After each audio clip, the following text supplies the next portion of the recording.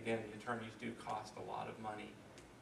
We've slowed down on using them. We haven't had to use them as much because of all this period of downtime in between the comment period and the new environmental assessments and the decisions on it.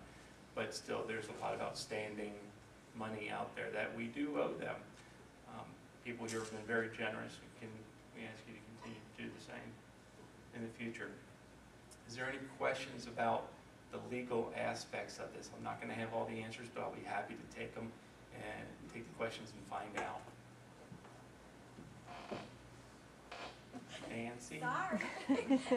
I still am wondering if we do sign a consent form and allow the people to come and cut what they want off of our property, does that give away our rights to future compensation to the healthy trees that are being taken from us against our will?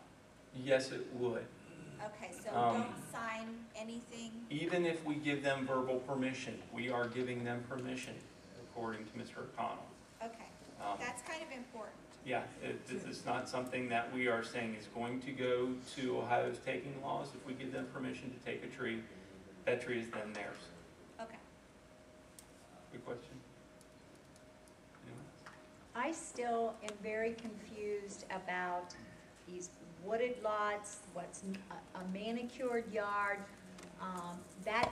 My manicured yard is a very small part of my property.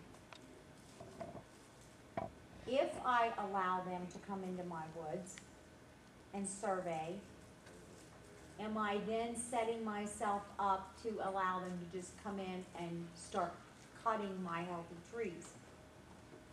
Because to me, it's not defined as to what they're going to consider manicured.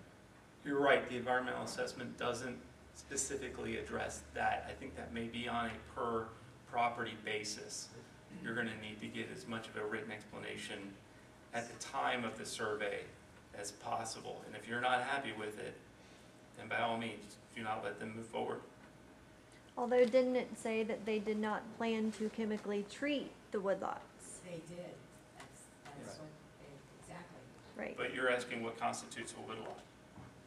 Well, I'm pretty sure that the majority of my property is going to be considered a woodlot.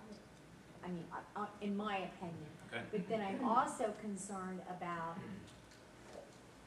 they're not going to come in and treat all of my trees. I mean, I can't see that the USDA is going to do something like that. How many maples, what percentage of maples are on our farm? 70%? Only 30? They can treat up to $150,000 a year. On one piece of property? Total. An early explanation, Betty Ann, of what constitutes a manicured area is anything that you mow around. So get out there and mow around trees. We keep trails, bush hogs through our... They didn't consider when Yeah. I mowed. I had an area where I mowed, kept it manicured from the barn all the way out to the cornfields. And I had to argue with them constantly. They didn't want to reseed it, but they have big horse hooves this deep in it. You couldn't even walk. That's what they told us. Yes. That's what they told us. They Right. told us that a manicured area is anything that you mow around. Well, on the surface, this gives a lot of power back to the homeowners, whereas previous environmental assessment did not. All three of them, B, C, and D, all give the right of refusal to the homeowner. So you've got that in your back pocket. I am curious, looking at the ZA, when, and if they're going to treat 150,000 trees, and we know that we want the chemical treatment to be in the spring, and we want it to occur correctly, who are they starting with? With those of us who have already had our trees cut down? I mean, what's the start? What is the starting point? The indication that I get, and it's only an indication from people who aren't supposed to be talking to me, you know what I mean? Yep. Is that they're going to secure some of the when they treat those areas, that would keep the beetles that are in Bethel from actually moving outward. So they're not really, so They wouldn't get to us for a while. they wouldn't get to us until the beetles were already starting to pop out. Well, probably so, yeah. Darn. That founder colony would explode. So they're gonna start on the perimeters. They don't even know what, they don't even know where that is. No, they don't. They do have some directions where they're comfortable. So, Yeah, so just in, writing these letters, I can't slip in, I'd like you to begin at 2707. Heck yeah, you can. You can say I'm whatever you about- want to. in your That's what I'm gonna comment. include in my letter. That's- No offense to anybody else. You can put whatever you If want this to. assessment's any indication, then they're hearing us They are. and they're responding. Yeah, So be as specific as you care to be. yeah, yeah. I can be real specific. Those that don't. I was gonna comment, you were talking about your wooded lot. I have woods, I mean, it's not a lot, it's just wood. But I mow a trail so we can walk on through it. And they didn't wanna fix that trail. And they had the unfortunate bad luck of telling me that. And we had a discussion about it. And they did come in and smoothed it down and seeded it very nicely. And you just need to get a little more persuasive. Well, I mean, what percentage of our property is woods? There's trails all through it. That's what I'm talking about. It's manicured because you're using it as a trail.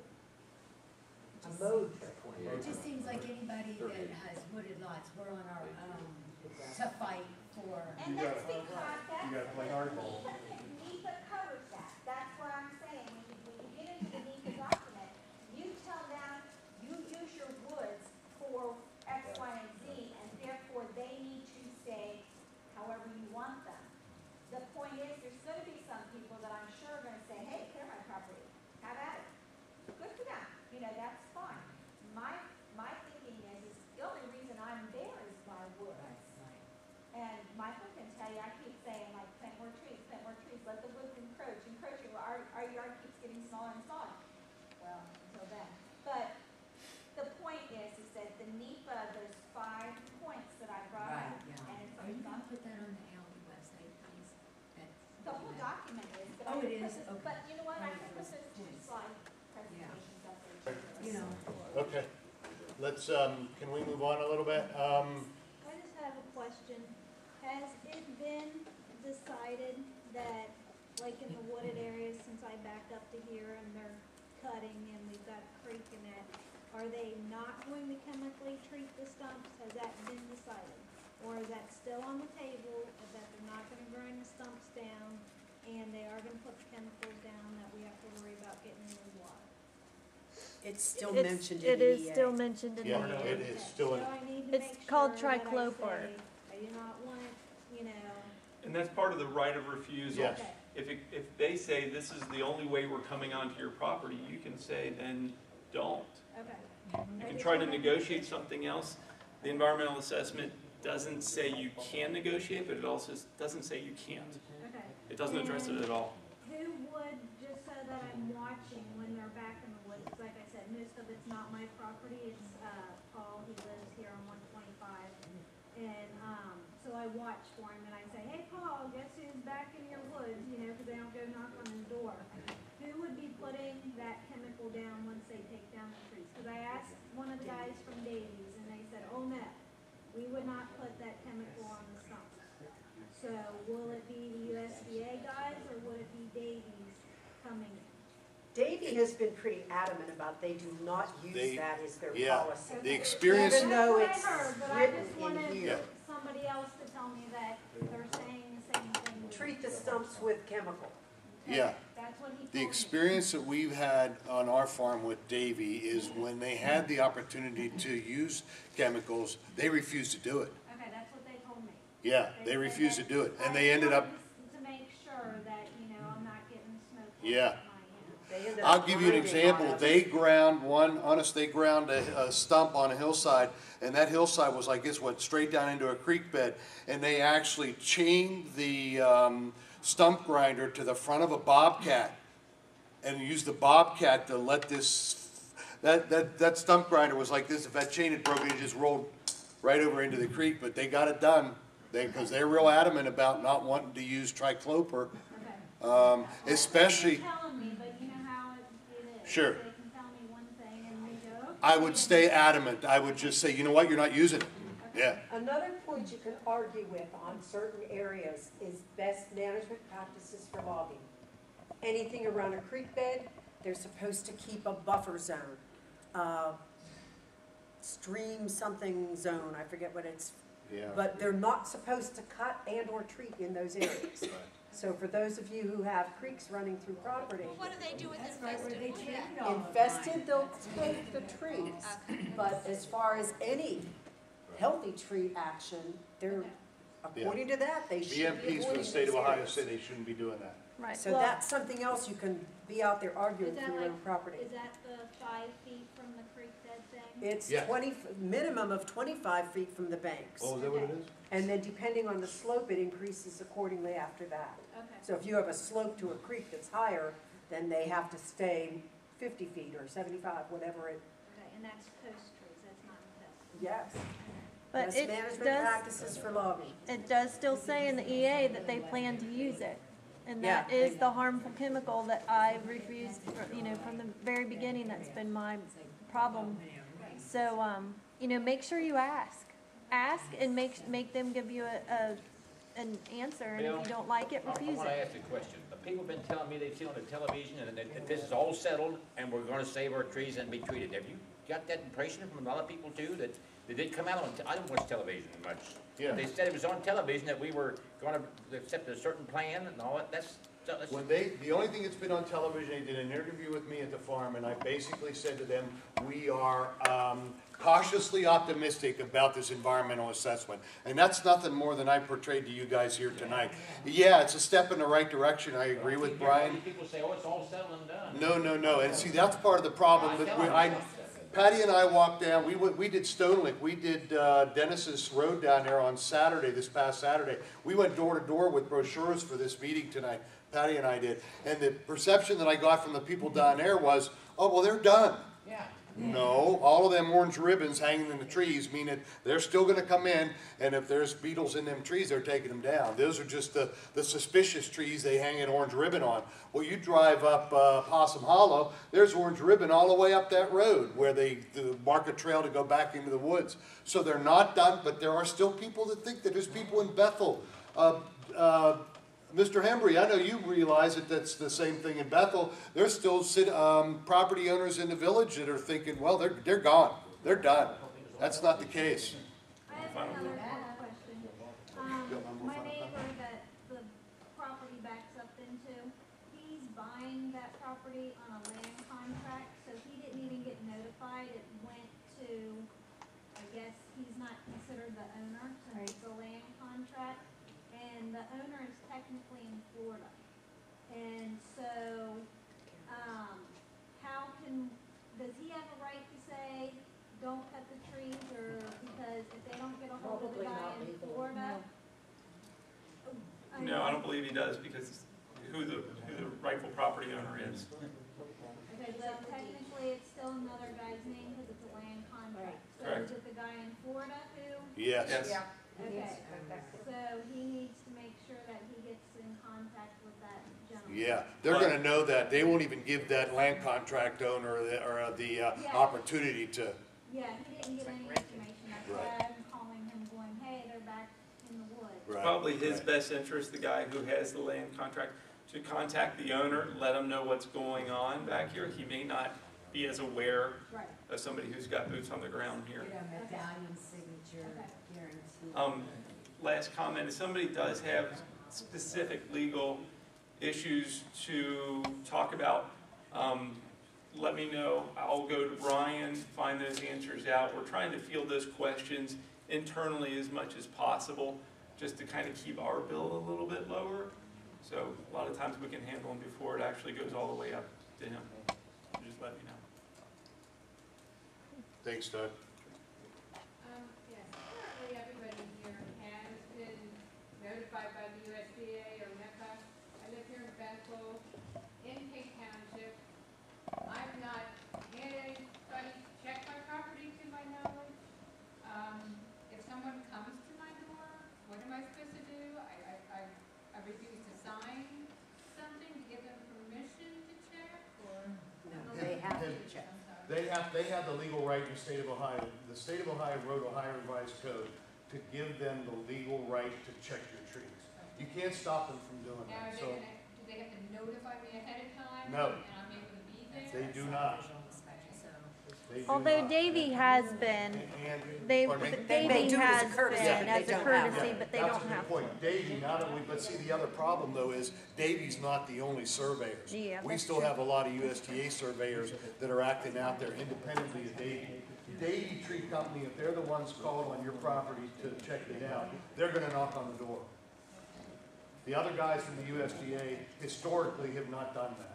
You know, I can think of Marla Rose that lives in Wilson Road behind me, just furious because she walked out on her deck in her pajamas last summer, and right there next to the pool, there's these guys standing back there surveying her backyard on a Friday morning or something. So that should be against the law. you would, You yeah, can't step out on your porch with a cup of coffee in your jam. yeah, I agree. I mean, you know, they were on my land for weeks and weeks and weeks. Yeah. And I mean, they come out of that, that's very frightful. Yes. I'm one of those folks who they have not been on my land. You don't think so? Yeah. My dog has about 4-acre visiting fence that comes through the woods. He's not a very pleasant dog. It's all right. What happens if they come and they don't tell me? That's their problem. I'll ask next time. You have no legal obligation, if somebody gets their head chewed off by that dog, you have no legal obligation to. Yeah. And they know that. That's right. Well, think about now, think about all with hunting season, all this hunting season going on.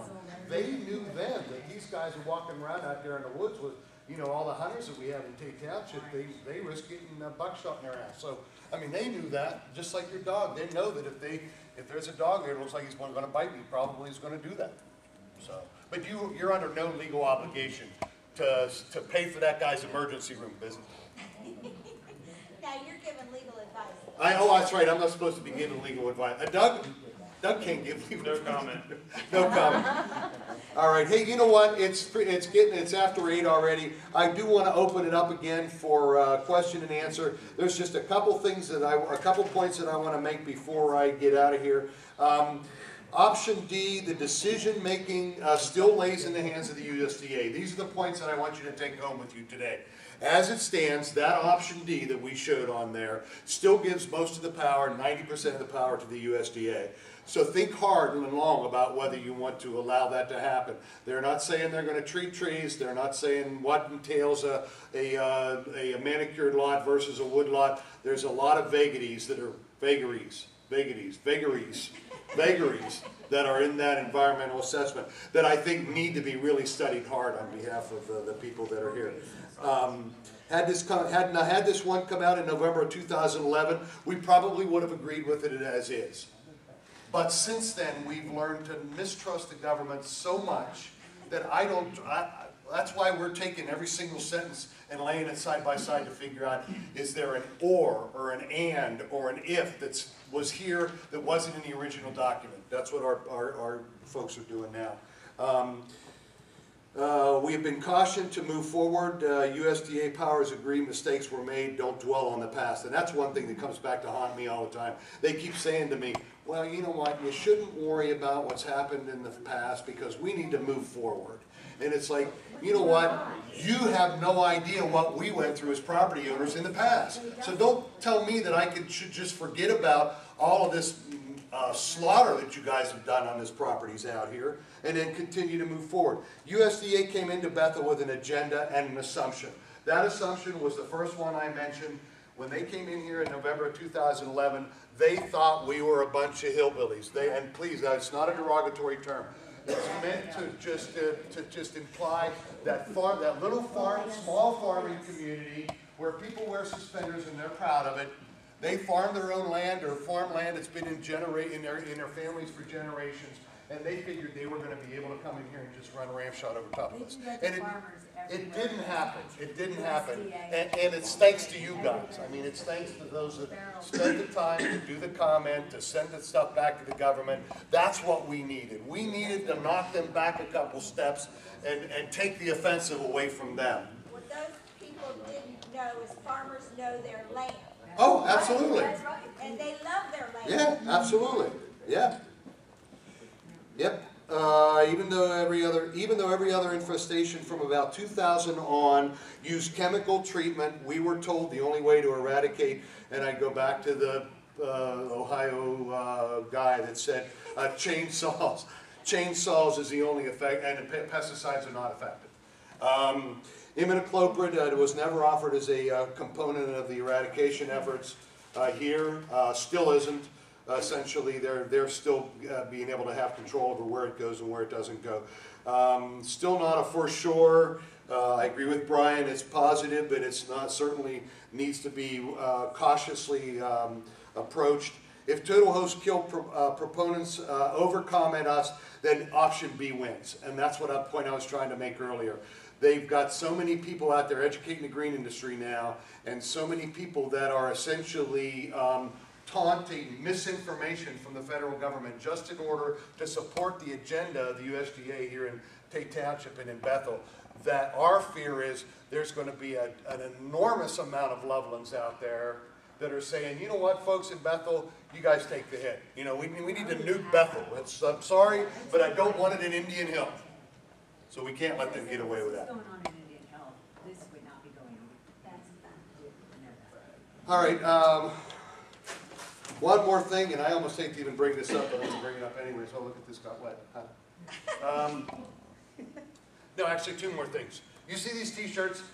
Doug mentioned earlier about the need for finances, and I hate or financial support, and I hate to be tagging you guys again because I know you've been very supportive.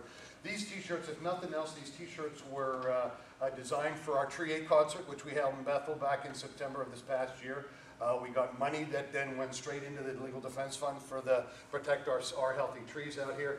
These T-shirts, I still think we have about a dozen or so of them back here. They were $15 a day of the show. We've reduced them to $10. They're large and extra large. So if nothing else, if you don't want to just contribute something to the effort, buy a T-shirt so you have something to wear around and wear it proudly. The last thing I want to mention, and then we'll open it up to any further questions, the Asian Longhorn Beetle Informational Forum. Now this is pretty funny actually. This just came out today, and I think that the USDA did this in response to the fact that they knew we were meeting tonight. There is an Asian Longhorn Beetle Informational Forum that is going to be Monday, February 11th at 5 p.m. It's going to run from 5 to 7. It is an open house style format, so you're supposed to come and go as you please.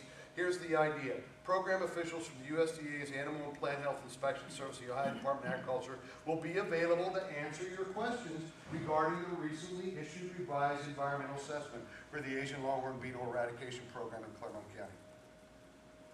We'll be there to tell them where's it Yeah, at? you know where it's at. Have you been in the Amelia office?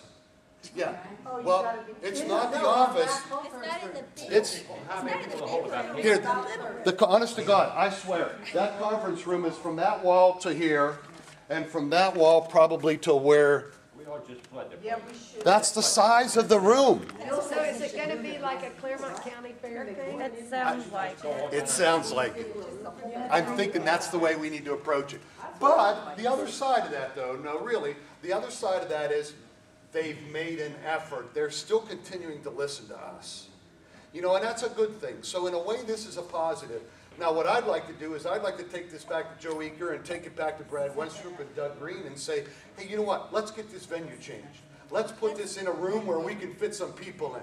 They really want to know what the people in Bethel are thinking? Then let us all get together in front of them and we'll tell them what we're thinking. I think that would be an easy fix. It'd be better than trying to fit, 400 people in my pantry at home. And essentially, that's what they're asking us to do. This place, honest to God, this place is very, very tiny, if you've been in the Amelia office. Well, maybe that's their hope. Maybe they're hoping that they're I only know gonna that. have it Oh, for yeah, 2 yeah. hours. Now keep in mind, and I'll tell you this story because you guys probably don't know this. When they first, in November 2011, when they first had the meeting where they were going to address the concerns of the property owners, they scheduled it at the Grant Memorial Building. Yeah. Now, in the meantime, 400 of us showed up here at the cafeteria that day when Joe Eaker forced them to move the venue out of there over to here. I think we should do the same thing. I think we should just say, hey, you know what? Let's put it in a place where you can get some people and you really want to know what's going on. If they say no, let's just go down there. Well, you know what, Brownie? Here's the thing that bugs me. They've said no all along. We've given them the opportunity to be in front, to sit across the table, to sit in front of these fine folks. I personally called Phil Baldoff the day we scheduled this and invited him Yeah, to come. and they denied. Do you know the Oh. USDA 400 people show up down there, they might get the word. Here's another point that I want to make in defense of Davey.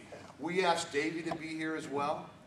Davey refused because contractually they're not allowed to be here. But they wanted to be. They wanted to be here, even all the way up to the president. I talked to Ward Peterson.